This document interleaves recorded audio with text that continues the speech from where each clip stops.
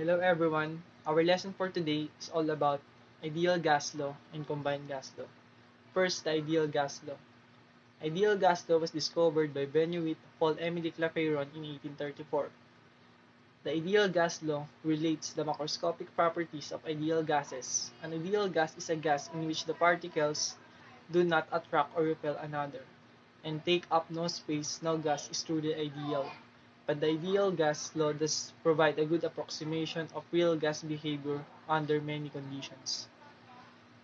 The formula of ideal gas law is PV is equals to nRT. So, para mas maintindihan nyo, ito yung problem. So, determine the volume of occupied by 2.34 grams of carbon dioxide gas at STP. So ang given natin is the pressure is total walang binigay, so magiging 1 atm siya.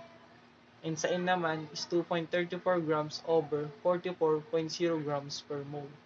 And ang ating R is equals to 0.08206 liters atm mole and Kelvin raised to negative 1. So, so ang gagawin natin, rearrange natin yung formula sa volume is equals to nRT over P. And then substitute natin lahat ng values. So, volume is equals to 2.34 grams over 44.0 grams per mole times 0.08206 liters atm mole and Kelvin times 273.0 Kelvin all over 1 atm.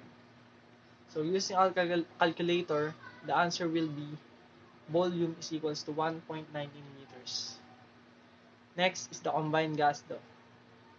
In 1834, French physicist Benedict Paul-Émile Clapeyron combined the old gas laws into one single law, which was called combined gas law. The combined gas law combines the three gas laws, Boyle's law, Charles law, and Gay-Lussac's law. It states that the ratio of the product of pressure and volume and the absolute temperature of a gas is equal to a constant. The formula of combined gas law is P1V1 over T1 is equals to P2 over V2, P2 times V2 over T2. So the problem is, at conditions of 785 torr of pressure and 15 degrees Celsius temperature, a gas occupies a volume of 45.5 milliliters.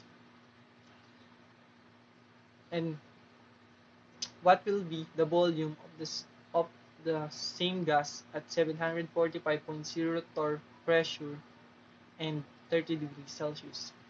So solution is, syempre i-determine muna natin lahat ng given. So yung P1 is 785 mmHg, yung P2 naman natin is 745 mmHg, yung volume 1 natin is 45.5 milliliters, and ang volume 2 ang hinahanap.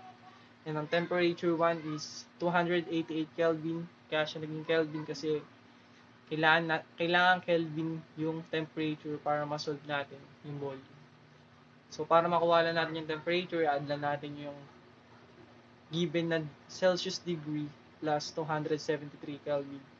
So, yung T1 natin is 288 Kelvin and T2 natin is 303 Kelvin. So, na-determine na natin lahat ng given, isa-substitute na lang natin. So, volume 2 is equals to 785 mmHg times 45.5 milliliters times 303 Kelvin all over 745 mmHg times 188 Kelvin. Kaya naging ganun ang equation kasi yung formula natin is kinonvert natin siya or sinod natin siya sa volume 2. So cross multiplication muna, then i-divide natin siya so pag nag-cross multiply tayo, magiging P1 times V1 times T2 is equals to P2 times V2 times T1. Tapos kung nasan yung V2, so kailangan makancel yung mga kasama niya or kailangan mawala. So, i-divide natin siya sa kabilang sides. So, ang magiging formula natin is volume is equals to P1 V1 T2 all over P2 times T1. So, ang gagawin natin is using our calculator, um, lalagay natin yung given na volume 2 is equals to 785 mmHg times 45.5 milliliters times 303 Kelvin all over 745 mmHg times 188 Kelvin all of is equals to 50.4 milliliters. And that's all. Thank you.